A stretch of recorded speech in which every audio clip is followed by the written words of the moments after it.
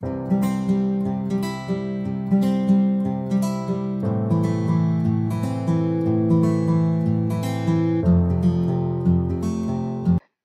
বন্ধু বান্ধৱীসকল, জেৰাগিতিলৈ আপোনালোকক স্বাগতম। আমি ক্ৰমাগতভাৱে ইণ্ডিয়ান হিষ্ট্ৰী পাৰ্ট 2 আলোচনা কৰি আছো।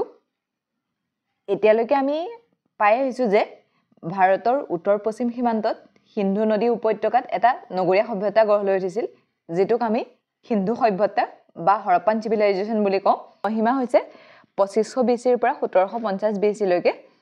তাৰ পাছত ক্ৰমান্বয়ে সেই সভ্যতাটো গৈ পতন ঘটিলে। আৰু আজিৰ পৰা প্ৰায় 3500 বছৰমান আগত ভাৰতৰ উত্তৰ পশ্চিম দিশৰ পৰা কিছুমান পশুপালক মানুহ ভাৰতলৈ আহিছিলে। নতুনকৈ অহা এই লোকসকলে ক্ৰমান্বয়ে সিন্ধু উপত্যকাৰ গাঁওবোৰৰ আশে-পাশে থকা ঠাইবোৰত বসতি আৰম্ভ কৰে। এওঁলোকে নিজকে আৰ্য বুলি পৰিচয় দিছিল আৰু এই আৰ্যসকলে গঢ়ি তোলা সভ্যতাটোৱে হৈছে বৈদিক সভ্যতা বা বৈদিক যুগ। আমি আজি সেই বৈদিক সভ্যতা বা বৈদিক যুগৰ বিষয়ে আলোচনা কৰিম। যেতিয়ালৈকে মানে আমাৰ সিন্ধু সভ্যতা উদ্ঘাটন হোৱা নাছিল, তেতিয়ালৈকে মানে মানুহে বৈদিক সভ্যতাটোকে সকলোতকৈ প্ৰাচীন সভ্যতা বুলি ভাবিছিলে। কিন্তু যেতিয়া সিন্ধু সভ্যতা উদ্ধাৰ হ'ল, ই তাৰ পাছৰহে হ'ল। ঠিক আছে, বৈদিক যুগ 1500 BC ৰ পৰা 600 BC ৰ মাজৰ সময়খিনিয়ে হৈছে বৈদিক যুগৰ সময়।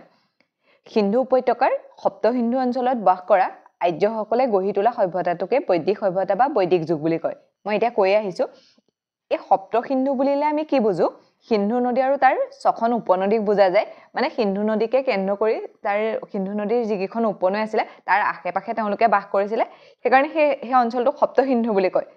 সেই সপ্ত সিন্ধুৰ নৈ কেইখন হৈছে সিন্ধু নদী, শতদ্ৰু, বিপাশা, ইৰাৱতী, চন্দ্ৰভাগা, বিতস্তা আৰু ঘগ্গৰ। শতদ্ৰু নদীক বৰ্তমান সুতলেজ বুলি কয়, বিপাশাক বিয়াজ বুলি কয়, ইৰাৱতীক ৰবি, চন্দ্ৰভাগা চিনাব, বিতস্তাক জিলাম আৰু ঘগ্গৰ নদী সৰস্বতী। আগতে মানে এইকেইটা নাম আছিলে আৰু বৰ্তমান এইকেইটা। এই সপ্ত সিন্ধুৰ পাৰতে বৈদিক সভ্যতা গঢ় লৈ উঠিছিলে। বৈদিক যুগক দুটা ভাগত ভাগ কৰিব পাৰি। সেইকেইটা হৈছে ঋগ বৈদিক যুগ। ঋগ বৈদিক যুগ 1500 ৰ পৰা 1000 BC ৰ মাজৰ সময়খিনি, আৰু উত্তৰ বৈদিক যুগ সেইটো 1000 ৰ পৰা 600 BC ৰ মাজৰ সময়খিনি। এই ঋগ বৈদিক যুগত 3খন বেদৰ ৰচনা হৈছিলে। সেইকেইটা হৈছে ঋগ, যজু, সাম। আৰু উত্তৰ বৈদিক যুগত অথৰ্ব বেদৰ ৰচনা হৈছিলে। আমিতো জানোৱে ন, বেদ আমাৰ কেইখন? 4খন। সেই 4খনৰে ঋগ বৈদিক যুগত সেই 3খন ৰচনা হৈছিলে আৰু উত্তৰ বৈদিক যুগত অথৰ্ব বেদৰ ৰচনা হৈছিলে। এই উত্তৰ বৈদিক যুগত মানে অকণমান তাতকৈ উন্নত হৈছিলে। এই ঋগ বৈদিক যুগত অৰণ্যক বুলি কয়, মানে যিকেইখন বেদ ৰচনা হৈছিলে সেইকেইখনক অৰণ্যক বুলি কোৱা হয়, কাৰণ সেইকেইখন অৰণ্যৰ ৰচনা হৈছিলে। আৰু উত্তৰ বৈদিক যুগত ৰচনা হোৱা অথৰ্ব বেদখনক অৰণ্যক বুলি কোৱা নহয়। আৰু এই উত্তৰ বৈদিক যুগৰ সময়ছোৱাতে লুৰ আৱিষ্কাৰ হৈছিলে। প্ৰথম মানুহে কি আৱিষ্কাৰ কৰিছিলে বাৰু? তাম আৱিষ্কাৰ কৰিছিলে। আৰু পাছত এতিয়া আমি কি পাইছো? উত্তৰ বৈদিকৰ সময়খিনিত মানুহে লোহাৰৰ আৱিষ্কাৰ কৰিছিলে বা লুৰ আৱিষ্কাৰ কৰিছিলে। আমি এই বৈদিক যুগৰ ৰচনা হোৱা বেদকেইখনৰ কথা আলোচনা কৰিম। ইয়াৰ পাছৰ ভিডিঅ'টোতে আলোচনা কৰিম। ইয়াত কেলে আলোচনা কৰা নাই এইকেইখন? আমি যেতিয়া ঐতিহাসিক যুগ পঢ়িম, তেতিয়া আমি ক'ৰ পৰা আমি ঐতিহাসিক যুগৰ বিষয়ে গম পাওঁ সেইবিলাক আমি পঢ়িব লাগিব। তাত একেলগতে আলোচনা কৰিলে আপোনালোকৰ কাৰণে সুবিধা হ'ব। ঠিক আছে, আমি আজি এই বৈদিক যুগটোত কি হৈছিলে সেইখিনি আলোচনা কৰোঁ, আৰু বেদকেইখনৰ বিষয়ে ডিটেইলছত সেই ভিডিঅ'টোত আলোচনা কৰিম। আৰ্যসকল মধ্য এছিয়াৰ পৰা আহি পঞ্জাৱ আৰু হাৰিয়ানা অঞ্চলত বসবাস কৰিছিলে। এই মানে আৰ্যসকল প্ৰকৃততে পশুপালক আছিলে। আৰু কি হয়, কালক্ৰমত তেওঁলোক মধ্য এছিয়াত বাস কৰিছিলে। মধ্য এছিয়াৰ আপোনাৰ কৃষ্ণ সাগৰ আৰু কলম্বিয়া সাগৰৰ মাজত বাস কৰিছিলে। কিন্তু তেওঁলোকৰ যেতিয়া বহুত বেছি হৈ গ'ল, জনসংখ্যা বহুত বেছি হৈ গ'ল, তেওঁলোক ভাগ হৈ গ'ল। পৃথিৱীৰ বিভিন্ন জেগালৈকে তেওঁলোক গুচি গৈছিলে, আৰু তাৰে অলপখিনি আহি আমাৰ ভাৰতলৈ আহিছিলে। আফগানিস্তানৰ মাজেদি আহি আমাৰ ভাৰতত সোমাইছিলেহি। ভাৰতৰ সেই পঞ্জাৱ আৰু হাৰিয়ানা অঞ্চলত, অৰ্থাৎ সপ্ত সিন্ধু অঞ্চলত বসবাস কৰিছিলে। তেওঁলোকে নিজকে আৰ্য বুলি কৈছিলে। আৰ্য মানে হৈছে শ্ৰেষ্ঠ। তেওঁলোকে নিজকে মানে শ্ৰেষ্ঠ জাতিৰ লোক বুলি কৈছিলে। আৰু সেইকাৰণে তেওঁলোকে যে নিজকে আৰ্য বুলি কৈছিলে, সেই আৰ্য বুলি কোৱাৰ কাৰণে তেওঁলোকে বসবাস কৰা অঞ্চলটোৰ নামো আৰ্যৱত হৈছিলে। তেওঁলোকৰ ভাষাবোৰক ইণ্ডো ইউৰোপিয়ান ভাষা বুলি কয়। আৰু কি হয়, তেওঁলোক যেতিয়া ইয়ালৈ আহিছিলে, তেতিয়া ইয়াৰ 10জন ৰজাই তেওঁলোকৰ বিৰুদ্ধে যুদ্ধ কৰিছিলে। কিন্তু আৰ্যসকল সেই যুদ্ধত জিকিছিলে। তেওঁলোক মানে বহুত পৰাক্ৰমীও আছিলে। তেওঁলোকে পশুপালন কৰাৰ লগতে পৰাক্ৰমী আছিলে। আৰু আৰ্যসকলৰ সেই যুদ্ধত নেতৃত্ব দিছিলে ভৰত নামৰ এজন লোকে।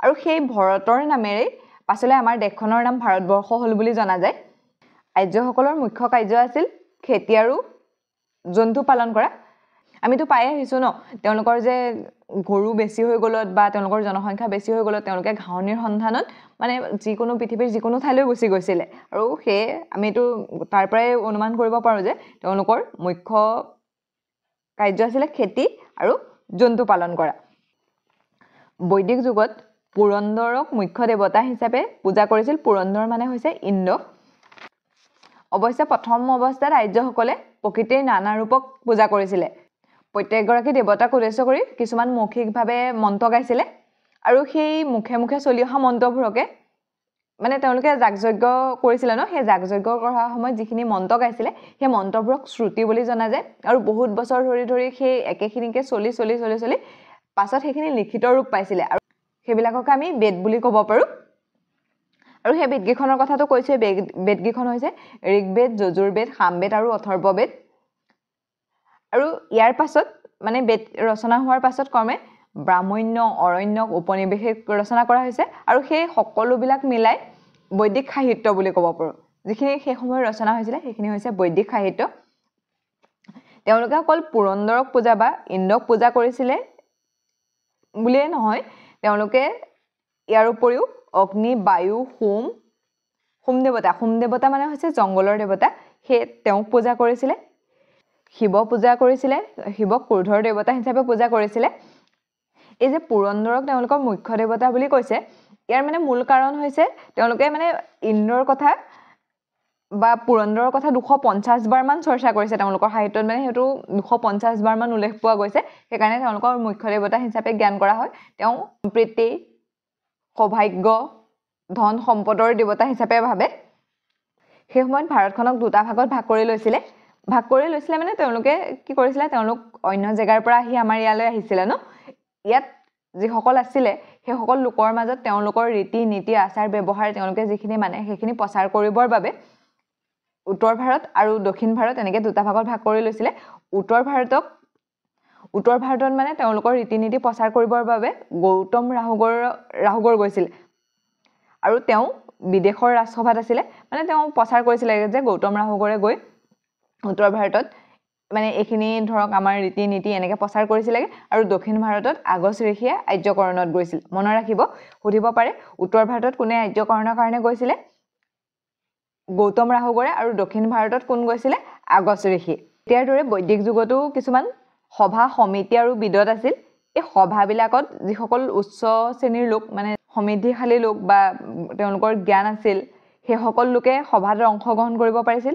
সমিতিত যিসকল সাধাৰণ লোক আছিল তেওঁলোকে অংশগ্ৰহণ কৰিব পাৰিছিল এই সভা আৰু সমিতিত মহিলা আৰু নিম্ন শ্ৰেণীৰ লোকে অংশগ্ৰহণ কৰিব পৰা নাছিল আৰু এই বিদতত নিম্ন জাতি আৰু মহিলাৰ কাৰণে আছিল সেইখনতে মানে বিদত যেতিয়া হয় তেতিয়াহে মহিলা আৰু নিম্ন জাতিৰ লোকসকলে অংশগ্ৰহণ কৰিব পাৰিছিলে আৰ্যসকলে ভাৰতত ঘোঁৰাৰ ব্যৱহাৰ কৰিছিলে তাৰ আগলৈকে ঘোঁৰাৰ ব্যৱহাৰ পোৱা নাযায় আৰু যেতিয়া আৰ্যসকল ভাৰতলৈ আহিছিল তাৰ পাছৰ পৰাহে ভাৰতত ঘোঁৰাৰ প্ৰচলন হৈছিলে বৈদিক যুগৰ 6টা দৰ্শন আছিল সেইকেইটা হৈছে শাক দৰ্শন যিটো কপিল মুনিয়ে কৈছিল ন্যায় দৰ্শন গৌতম মুনিয়ে কৈছিল যোগ দৰ্শন পতঞ্জলিয়ে কৈছিল বেশিষিক দৰ্শন কানাডাই কৈছিল আৰু ইয়াতে সেই বেশিষিক দৰ্শনতে মানে পৰমাণুৰ কথা উল্লেখ আছে তেতিয়াতে পৰমাণুৰ কথা উলিয়াইছিলে চকচোন তেতিয়া তাতে মানে পৰমাণুৰ কথা পোৱা যায় তাৰ পাছত আহিলে উত্তৰ মীমাংসা বাদায়নে কৈছিল আৰু পূব মীমাংসা জয়মিমিয়ে লিখিছিল মানে কৈছিল বা লিখিছিল ইয়াৰ পাছত আহিলে উত্তৰ বৈদিক যুগ আৰু সেই সময়ত কি হৈছিলে লুৰ আৱিষ্কাৰ হৈছিলে মই কৈছো আৰু সেই সময়ত এখন বেদুৰ ৰচনা হৈছিলে সেইখনক অথৰ্ববেদ বুলি কোৱা হয় আৰু মানে বৈদিক যুগৰ পাছত যেতিয়া উত্তৰ বৈদিকৰ সময়খিনি আহে তেতিয়ালে মানে অকমান চহৰ ব্যৱস্থাৰ পুনৰ নিৰ্মাণ হৈছিলে আৰু তেনেকুৱা চহৰবোৰকে জন বুলি কয় মানে ক্ৰমান্বয়ে তেওঁলোকৰ ধৰক গাঁৱলীয়া সংস্কৃতি আছিলে ভাবক ঋষিমুনিসকল কেনেকৈ আছিলে আমি কেনেকৈ ভাবো ন আমাৰ প্ৰাচীন সময়টোত নৰাৰে ঘৰ অকমানি সৰু সৰু ঘৰ তেওঁলোকে পশু গৰু পোহে ধৰক কৃষি কৰে তেনেকুৱা অকমান গাঁৱলীয়া নিচিনা আছিলে আৰু সেই ব্যৱস্থাটো ক্ৰমান্বয়ে সলনি হৈ অলপ চহৰ মানে অকমান উন্নত এই ধৰক ঘৰ দুৱাৰবোৰ অলপ উন্নত হৈছিলে ৰাস্তা পদূলি অলপ ভাল হৈছিলে তেনেকৈ সেইবোৰক কি বুলি কয় জন বুলি কয় জন বা বিহ বুলি কয় আৰু সেই জন বা বিহবোৰেই ডাঙৰ হৈ মহাজনপদৰ সৃষ্টি হৈছিল আমি এতিয়া যেতিয়া ঐতিহাসিক যুগৰ প্ৰাচীন সময়খিনি আলোচনা কৰিম তেতিয়া আমি এই মহাজনপদবিলাকৰ কথা আলোচনা কৰিব লাগিব আপোনালোকে নিশ্চয় মহাজনপদৰ কথা শুনিছে